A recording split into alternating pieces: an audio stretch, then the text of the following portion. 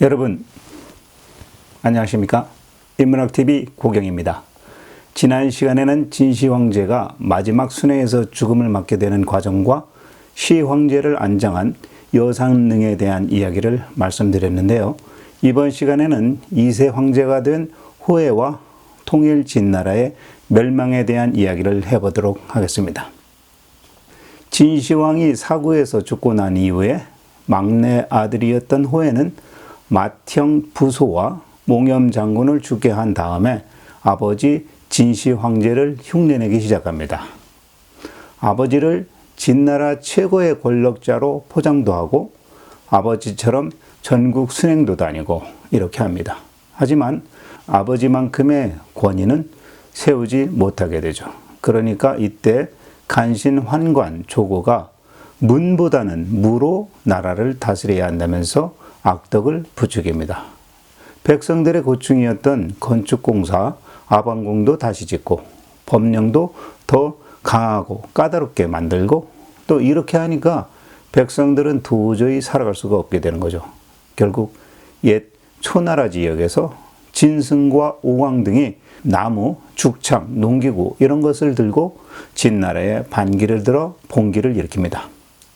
이런 상황에서도 호해는 민심을 돌보기는커녕 오히려 봉기가 일어났다는 알짜의 말에 화를 내면서 그를 죽여버립니다. 진나라 장수 장안이 그나마 죄인들을 풀어가지고 군사로 만들고 전국에서 일어난 봉기를 막아보자라는 제안을 합니다. 자, 이 와중에 간신이었던 조고는 아예 호해의 눈과 귀를 막아버립니다. 아예 정보를 차단해버리는 것이죠. 그리고는 주변에서 호해에게 진정성을 담는 이야기를 할 만한 신하들을 죄를 뒤집어 씌워서 특히 이사 같은 사람을 죽도록 만듭니다.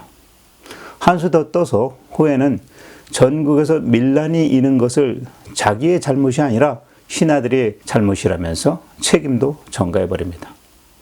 조고는 아예 궁궐 내 모든 정권을 장악하고 모반까지 생각하면서 우리가 잘 알고 있는 지록이마, 사슴을 가리켜 말이라고 하죠. 즉 윗사람을 농락해가지고 권세를 자기 마음대로 휘두르는 짓, 이러한 것을 말하는데요. 조고는 이런 상황까지 아예 만들어버립니다. 결국 잘 버티고 싸우던 장안 장군마저 초나라의 항우에게 항복하고 맙니다. 나라가 이 모양이 되니까 조고는 호해에게 혹시라도 자기가 죽음을 당하게 되지 않을까 두려워져서 아예 반군이 궁궐 가까이 온 것처럼 호해에게 겁을 주고 호해가 스스로 자살하여 죽도록 만듭니다. 그리고 나서 조고는 황실의 혈육이었던 자영을 새롭게 세워가지고 3세 황제로 삼았지만 결국 자영은 조고의 간사함을 알아보고 먼저 조고를 살해하고 뭐 좀 해보려고 했지만 왕이 되고 난 겨우 46일 만에 함양에 당도한 유방에게 항복하고 맙니다.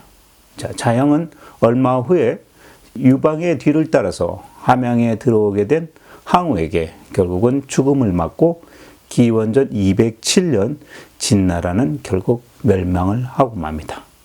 자, 그럼 오늘 이야기 순서는 첫 번째, 호해가 진나라 2세 황제가 되고 난 이후에 진나라의 혼란과 멸망까지 가게 되는 그러한 내용과 두 번째로 사마천 이외에 한나라의 초기 문장가이었던 가생, 가이라고도 합니다.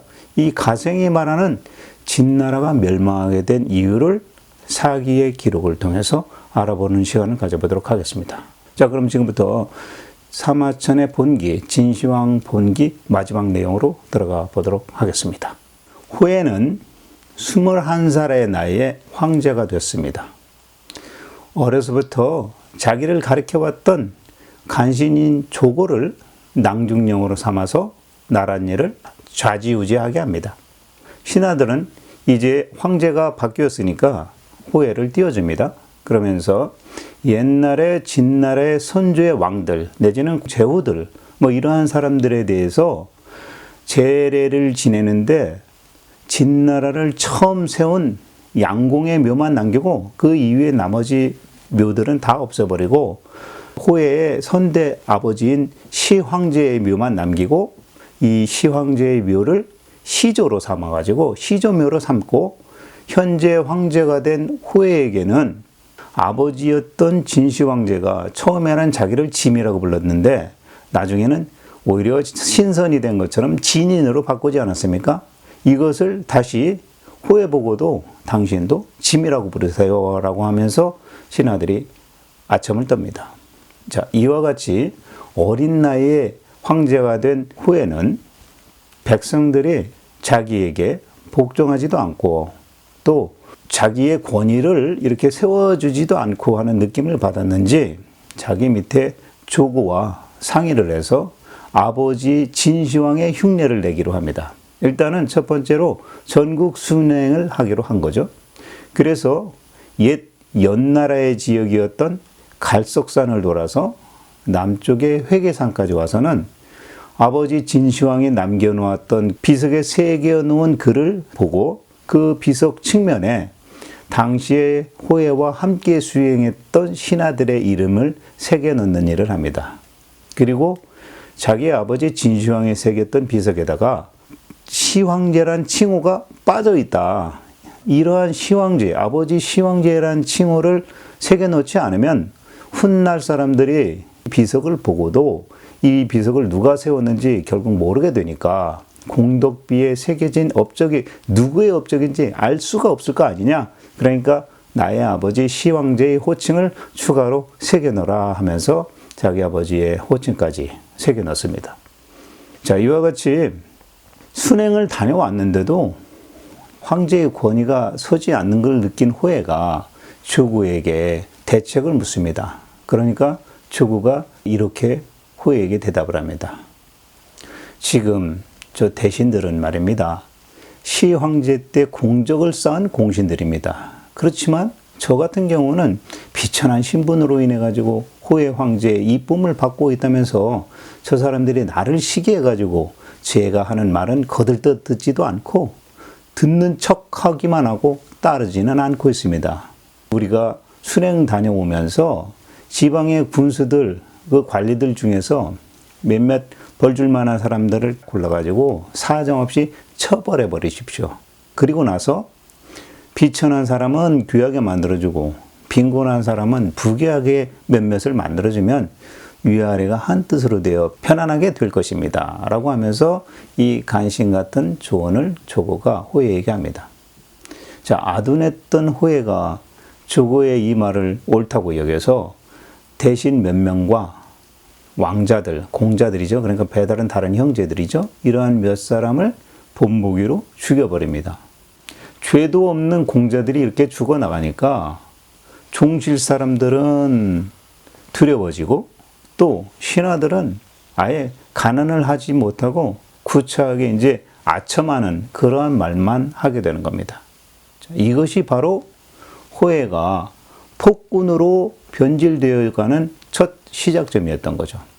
자, 물론 진시황도 폭정을 했다고 하지만 호해는 아예 제목도 씌우지도 못하면서 사람들을 마구 처단하기 시작한 것입니다. 그리고는 아버지가 못다 이룬 대업을 자기가 잇겠다면서 짓다 말고 그만둔 함양의 아방궁을 다시 건설하라고 지시합니다. 자, 이러니 백성들 중 누가 반기겠습니까? 그리고 법령도 오히려 갈수록 더 각박하게 하고 심하게 하니까 결국 밀란이 일어나고야 만 거죠. 그것도 빈천하고 보잘것없었던 진승이나 오광 같은 사람이 말이죠. 자, 진승, 우리는 또 진섭이라고도 부르는데요. 진승이 봉기할 때 이런 말을 합니다. 왕후장상 영유종호 이런 말인데요. 이 뜻은 왕이나 제후, 장수, 대신 이런 사람들이 어찌 씨가 따로 있겠는가? 사람의 신분은 자기 스스로의 노력 여하에 따라 높게 될 수 있음을 말하는 뜻입니다. 그러면서 진승의 봉기를 일으킨 거죠. 이것이 중국 최초의 민중 봉기인 것입니다. 자, 이때 알자, 그러니까 이 알자라고 하면 황제에게 어떤 정보 전달을 하는 그러한 사람을 말합니다. 이 알자 한 명이 황제인 호에게 다가와서 밀란이 발생한 것을 보고를 했는데 듣고 싶지 않은 말을 듣게 된 호에가 화가 나서 그자를 감옥에 가둬버립니다. 그리고 이후에 또 다른 사자가 또 도착을 해서 보고를 하려고 오니까 호에 황제가 또 상황을 다른 알자에게 묻습니다. 그러니까 이 알자는 이렇게 대답합니다. 지방의 관료들이 이 봉기를 일으킨 도둑놈들을 다 잡아들였으니까 걱정하지 마십시오 라면서 허위 보고를 하게 됩니다. 여러분, 상위자가 너무 강하게 압박을 하거나 몰아붙이면 하위자는 일단 자기의 위급함을 피하기 위해서 거짓말을 하게 되는 거죠. 그런 사람들도 많이 보게 되지 않습니까? 호에가 딱 그런 리더였던 거죠. 2세 황제 호에는 자기가 듣고 싶은 소리를 듣고서 기뻐하는 사람입니다. 하지만 이때 이미 무신이라는 사람은 조나라 왕에, 위구라는 사람은 위나라 왕에, 또 전담이라는 사람이 제나라 왕에, 또 초나라의 그 패연 지방에서 유방이 일어났고 항량은 회기에서 그 근거지를 잡고 이미 제후 수준의 어떤 위치에 올라서 있던 그런 시점이었습니다. 이때가 기원전 209년이었습니다.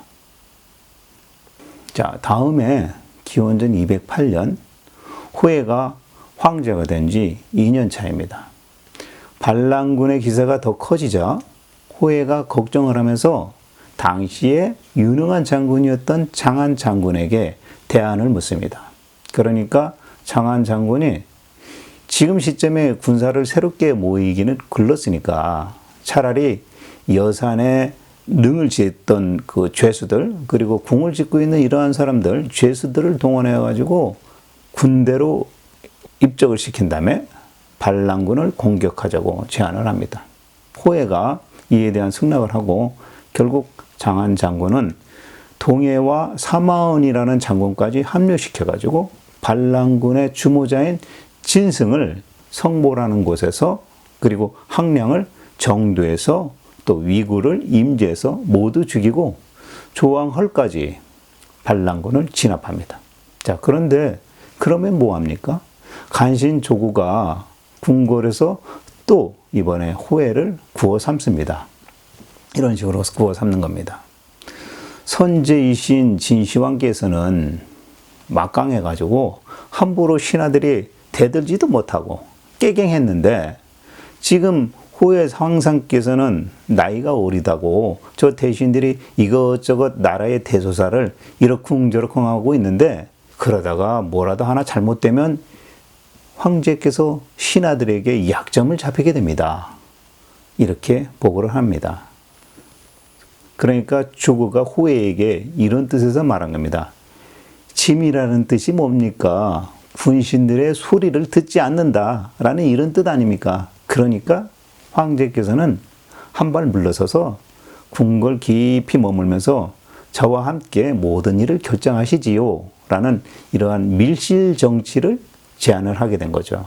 자, 이 멍청한 호에가 조구의 말을 듣고 조구의 제안을 냉큼 승낙을 하고 정치와 통치를 모두 환관이었던 조구에게 맡겨놓고는 나몰라라 하고 있으니까 대신 중에서 우승상이었던 풍거질, 그리고 그동안 자승상이었던 이사, 그 다음에 당시의 장군인 풍겁, 이 세 사람이 호에에게 와가지고 아직도 저 관동 지역에 도적들이 들끓고 백성들은 지금 노역에 지쳐 있는데 이와 같이 민심이 흉흉한데 황제께서 아방궁 짓는 일을 좀 그만두시면 안 되겠습니까? 라고 직언을 합니다. 자, 이 말에 호에가 이렇게 대답합니다.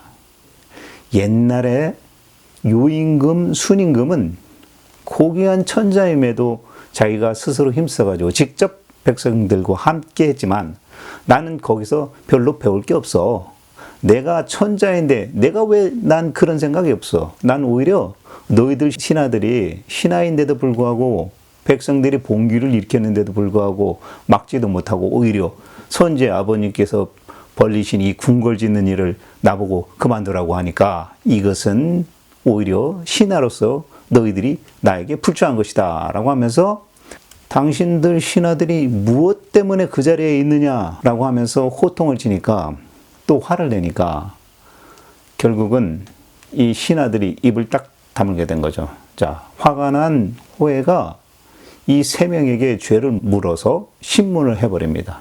그러니까 당시에 풍거질과 풍겁은 자기들이 그래도 대신인데 황제로부터 모욕을 당한 것 같아가지고 자괴심이 들어가지고 스스로 자결을 해버리고 맙니다.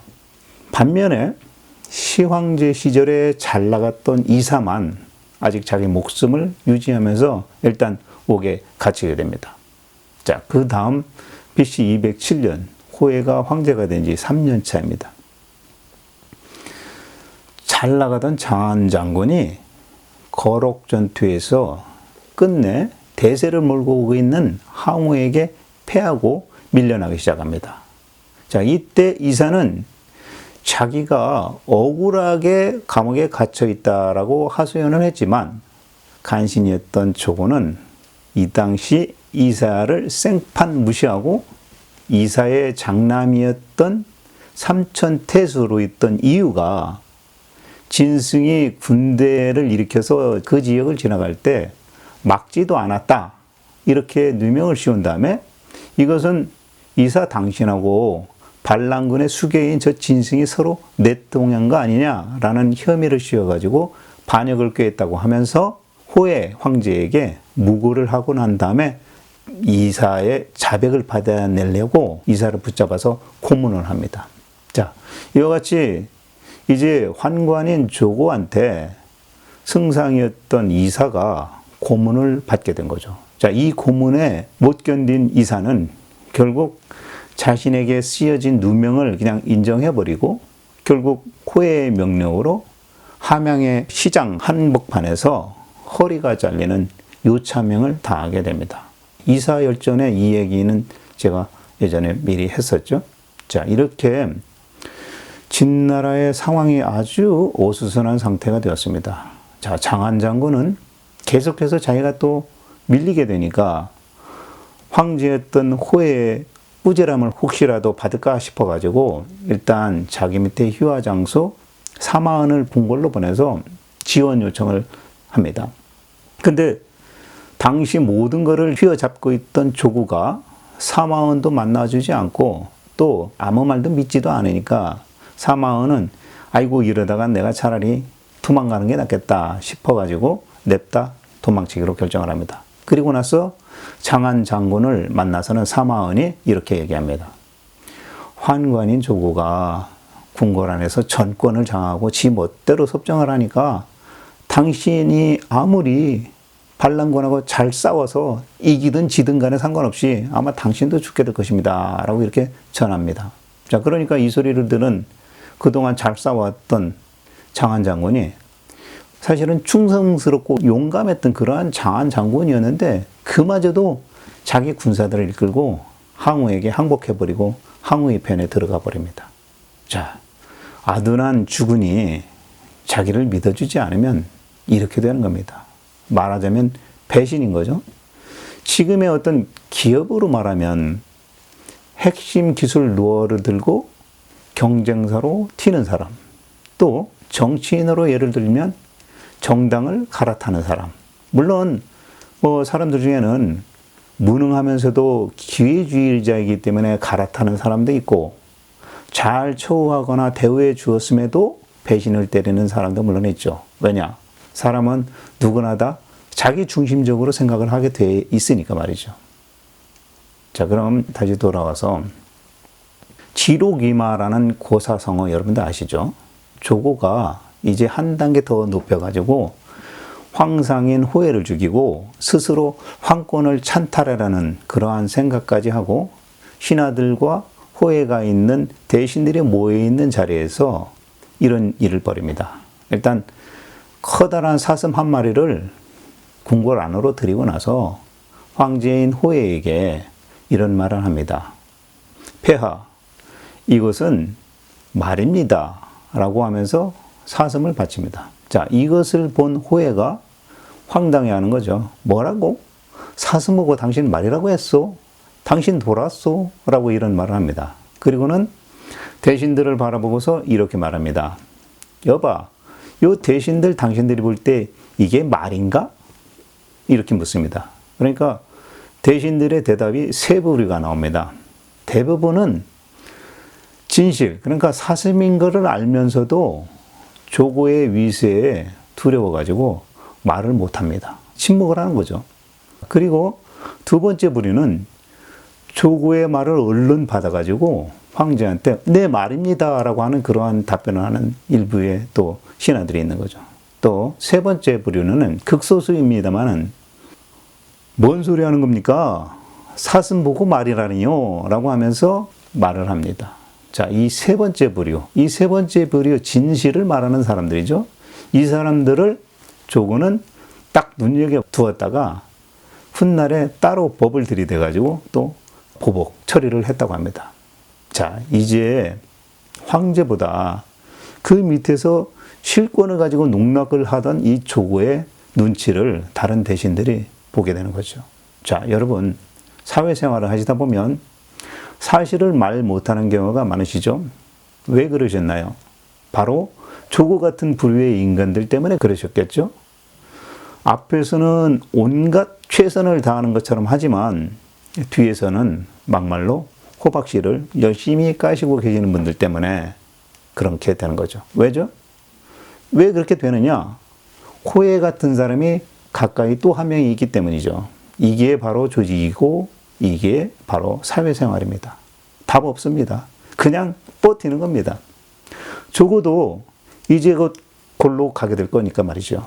자, 고전을 읽는 재미, 역사서를 읽는 재미가 뭐겠습니까? 바로 이런 구절에서 자기 스스로를 반추해보고 또 돌아보고 또 참고 나아가는 것이죠. 자, 고전을 읽는 의미는 여기에 둘 수 있겠다고 볼 수 있겠습니다. 자, 조고는 관동 지역에서 일어난 밀란을 아주 무시해버립니다. 그 당시 이 관동 지역은 지난번 통일 전 전국 시대의 제국들의 이름으로 새로운 제후들이 이제 들고 일어나가지고 이제 모두 호응하고 있었는데도 말입니다. 조고는 이제 자기가 황제가 되는 꿈에 매몰돼가지고 돌아가는 상황을 믿고 싶지도 않고 알고 싶지도 않고 이런 상황이었던 거죠. 어느덧 한나라를 세운 유방이 무안이라는 지역을 지나 함양 근처까지 왔다는 소식을 조고가 듣게 됩니다. 자, 이러한 소식을 또 황제였던 호해가 혹시라도 알게 되면 조고 입장에서는 저 황제 호해가 열받아가지고 자기를 혹시 죽이기라도 할까봐 두려워져서 호해가 주관하고 있는 조회에 이 조고가 나타나질 않는 겁니다. 도둑놈 제발저리다라는 꼴, 이런 꼴이 된 거죠. 결국 조고는 자기 밑에 염락, 그 다음에 조성, 뭐 이런 하수인들과 모의를 해서 호해가 간언을 안 듣다, 이제 그 화를 자기에게 돌리려고 한다면서 호해 황제를 끌어내리려고 황가의 한 사람인 자영, 이 사람을 찾아서 황제로 세우기로 합니다. 자, 이 자영은 사실 진시황의 손잡벌이 되는 사람입니다. 이 자영을 찾아서 일단 황제를 세우기로 하고 난 다음에 조고가 염락에게 너 반군인 것처럼 거짓으로 일단 꾸며, 그리고 호해가 있는 저 궁궐 가까이 들어가서 반란군, 도적대인 것처럼 들이닥쳐가지고 호해를 위협해라 라고 이렇게 계략을 꾸밉니다. 자, 이렇게 염락이 꾸미고서 호해 앞에 나타나니까 호해가 혼비백산해가지고 자기 가까이 있던 시중 드는 사람에게 이렇게 말합니다. 야, 사태가 이 지경이 되도록, 왜 도적들이 이 궁궐 안까지 들어오게 지경이 되었는데 왜 너는 지금까지 나한테 그런 얘기도 하지 않았냐? 라고 하면서 화를 내니까 그 당시 호해 가까이 있었던 황관이 말하기를 이렇게 말합니다. 제가 황상께 만약 진실을 말했더라면 나는 진작에 당신한테 처형당했을 건데 그나마 지금까지 말하지 않아가지고 내가 지금까지 살아남은 겁니다. 라고 이렇게 얘기합니다. 자, 한심한 거죠. 자, 염락이 이제 칼을 들고 호해 앞에 딱 나타나가지고 당당하게 호해 앞에서 이렇게 얘기합니다. 죄상을 열거하는 거예요. 당신 호해는 교만하다. 그리고 방자하다. 그리고 당신은 사람 죽이기를 우습게 한다. 이렇게 얘기를 합니다. 자, 황제가 자기 밑에 있던 쫄따구한테 이런 소리 듣고 나니까 호해가 열받죠. 그러니까 너 필요 없고 네 위에 그 승상 조고 어디 갔어? 조고 좀 찾아와. 이렇게 합니다.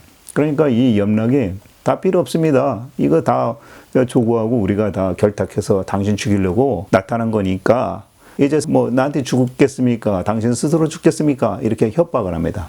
자, 그러니까 결국 호해가 죽음을 앞에 두고 두려워져 가지고 이제 찌질이가 되는 소리를 하기 시작합니다. 자, 염락 앞에서 호해가 이렇게 합니다. 말을 나 황제도 필요 없고 군 하나만 줘. 나 거기 가서 황제 아닌 왕이 될게. 그렇게 얘기합니다. 그러니까 염락이 안 돼. 딱 이렇게 거부를 합니다. 그러니까 또 호해가 이번에는 그래? 그럼 만호라도 시켜줘. 그러니까 만호라는 것은 이제 만가구의 그 통치 지역을 담는 제후가 되겠다. 뭐 이런 거를 시켜달라는 얘기죠. 그러니까 염락이 또 호해 말을 듣고 그것도 안 돼. 이렇게 거부를 합니다. 그러니까 마지막으로 호해가 그래? 그럼 내 처자식과 함께 나 백성에 대해서 그냥 살아갈 테니까 살려만 주시오. 이렇게 얘기를 합니다. 그러니까 염락이 마지막으로 호해한테 이렇게 말합니다. 승상이신 조국께서 당신을 죽이라고 했어. 이렇게 말합니다. 자, 황제였던 호해가 이 순간 자기의 자존감이 붕괴가 왔나 봅니다. 마지막으로 염락에게 이렇게 부탁합니다. 아우, 이런 젠장. 내가 나 스스로 죽겠소. 그리고는 칼을 받아 들어가지고 스스로 자결을 해서 죽습니다. 이것이 통일진나라 제2대 황제 호해의 최후의 모습이었습니다. 자, 간신이었던 조고가 호해가 스스로 자결했다는 말을 듣고 이제 자영을 데리고 와서 황제가 아닌 왕으로 삼게 됩니다. 자, 이제 뭐 황제란 말을 할 수가 없는 그런 상황이 된 거죠. 그래서 왕으로 삼습니다. 근데 여기서 이 자영은 호해의 형의 아들이라고 아까 말씀드렸죠. 자, 지금까지 조고의 성향을 잘 알고 있었던 자영은 왕에 오르는 의식을 치르기 전에 자기 아들과 협심해서 조고한테 우리가 당하기 전에 먼저 간신저 조고를 죽이기로 결정을 합니다. 자, 일부러 조고가 종묘가 있는 곳에서 자영의 왕 즉위식을 하겠다라고 하면서 종묘 있는 곳으로 오라고 합니다. 근데 자영은 그때 거기 갔다가는 내가 조고한테 당해서 죽을 수도 있겠다 싶어가지고 일부러 그 의식에 가지 않고 그냥 궁궐 안에서 기다립니다. 자, 결국 답답한 조고가 자영이 있는 곳으로 옵니다. 데리러 찾아온 거죠. 자, 그때 일시에 자영의 아들들이 조고를 저격을 해서 조고를 죽여버립니다. 간사하던 조고는 드디어 죽음을 맞게 된 거죠. 자, 지금까지 이야기 소설 같죠? 역사입니다. 이후에 자영이 이제 진나라의 왕이 되고 약 46일 정도가 흘렀는데 그 당시 유방이 무관을 지나서 패상이라는 지역에 도착해가지고 자영에게 항복해라 라는 요구를 합니다. 결국 자영은 항복을 하게 됩니다. 유방한테. 그리고 나서 한 달쯤 또 지났습니다.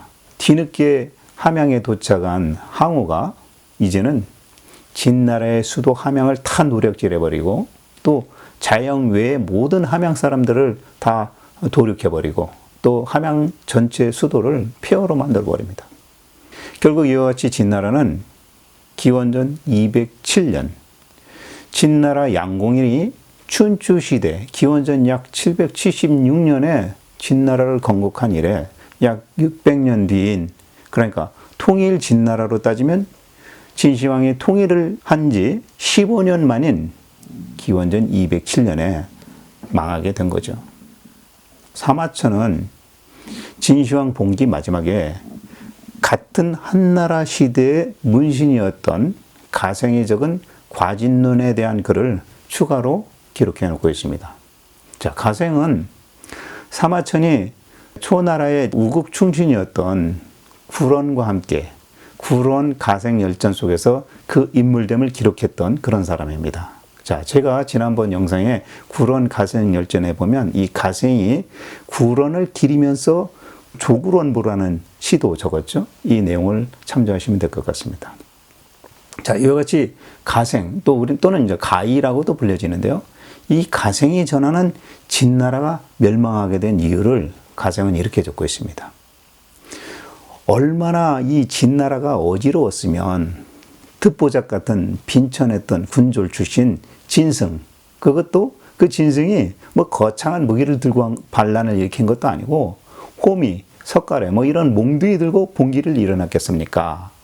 또 진나라가 얼마나 엉망이었으면 훌륭하고 대단했던 장안 장군이 황상인 호예를 배신하고 믿기지 않는 모반을 했겠습니까? 라고 글을 쓰고 있습니다.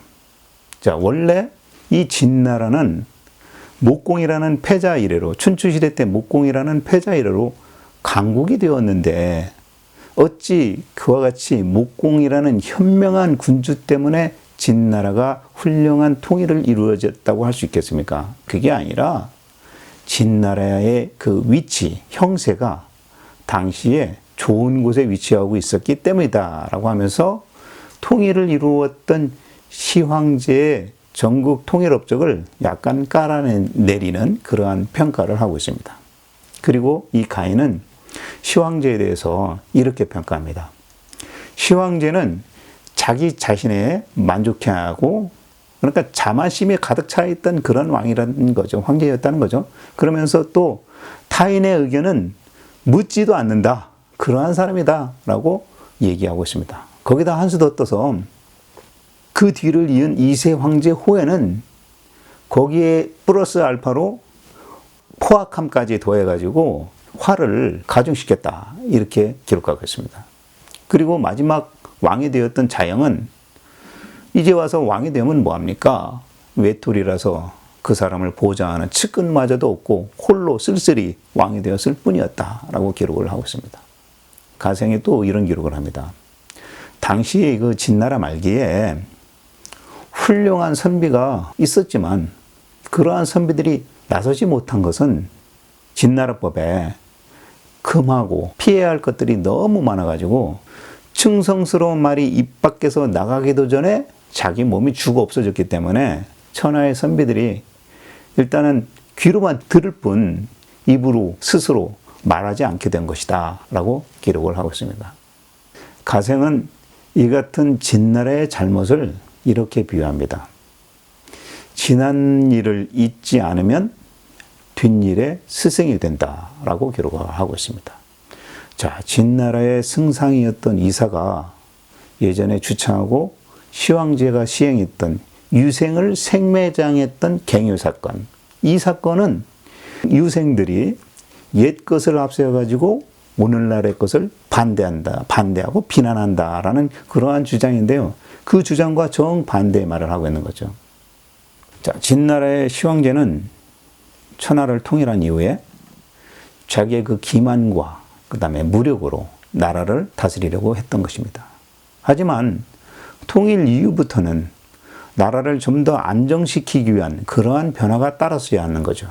한마디로 창업과 수성은 서로 다른 것인데 진나라의 시황제는 변화하려는 시도는 하지 않았다. 이것이 바로 중대한 실수였다라고 기록을 하고 있습니다.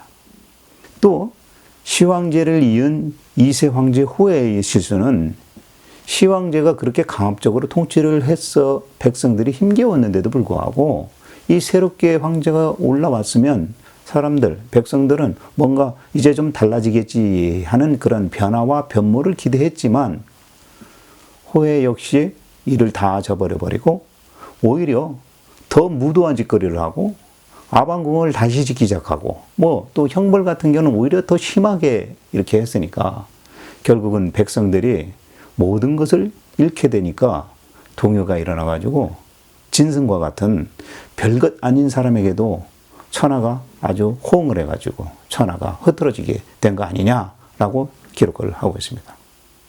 사마천은 진나라 2세 황제 호해가 나라를 망하게 한 것은 기울어진 것을 바로잡으려는 방법이 잘못되어서다라는 내용으로 가생이 기록한 과진편의 기록을 진시황 본기의 맨 마지막 말미에다가 전문을 이용해서 가생의 견식을 칭찬하고 마무리 짓고 있습니다.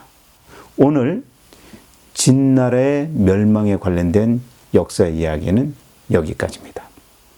여러분, 오늘 이야기 속에서 호해라는 인물에 대해서 여러분들은 어떻게 생각하십니까? 그리고 실질적 권한을 행사했던 조고라는 인물 어떻게 생각되셨습니까? 진나라가 멸망한 이유가 어찌 한두 가지 원인만 있겠습니까? 많은 분들이 진시 황제의 폭정과 강압 정치 때문에 진나라가 멸망하게 된 것이라고 알고 계십니다. 물론 그렇기도 하지요. 나라의 일은 모르는 겁니다. 만약에 호해가 좀 더 현명했고 그를 보좌했던 조고나 이사 같은 인물들이 개인적인 안위를 위해서 행동하지 않고 선대 황제 진시황의 오점을 수정하고 충성을 다해서 황제가 된 호해를 잘 보조하고 진시황이 잘못했던 것들을 진언을 해가면서 호해가 바른 길을 가도록 신하들이 솔직하게 충고를 했었더라면, 또 지혜롭게 지식인들이 묘책을 냈었더라면 어지러워졌던 천하를 바로잡는 통일 진나라가 15년 만에 망국의 길로 가지는 않았을 것이라고 생각합니다. 지금으로부터 2100년 전 사람 사마천이 전하는 진나라 진시황 본기를 통해서 우리는 나라를 멸망으로 이끄는 망국의 요인들 가운데 하나는 바로 위와 아래의 소통 부재라는 것을 알게 되었습니다. 지도자가 또는 리더가 마음의 귀를 열어놓지 않으면, 또 그 밑에 참모들 역시 눈치를 보지 않고 옳다고 생각하는 것을 솔직하게 보여주지 않는다면 그 나라는 실패할 수밖에 없다라는 사실을 단적으로 보여주고 있다고 생각합니다. 지금까지 인문학TV 고경이었습니다. 오늘 이야기는 여기까지 마무리 짓고요.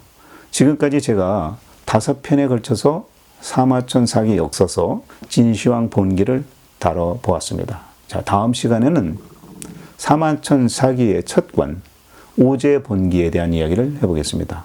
우리가 많이 듣고 알고 있던 요임금, 순임금에 대한 이야기입니다. 다음 시간도 많이 기대해 주시길 바랍니다. 그리고 제 오른쪽에 제 사진 눌러주시면 구독 신청 되시겠습니다. 그리고 제 오른편에는 제가 추천드리는 영상들 올려놨습니다. 지금까지 인문학TV 고경이었습니다. 시청해 주셔서 감사합니다. 다음에 또 뵙겠습니다.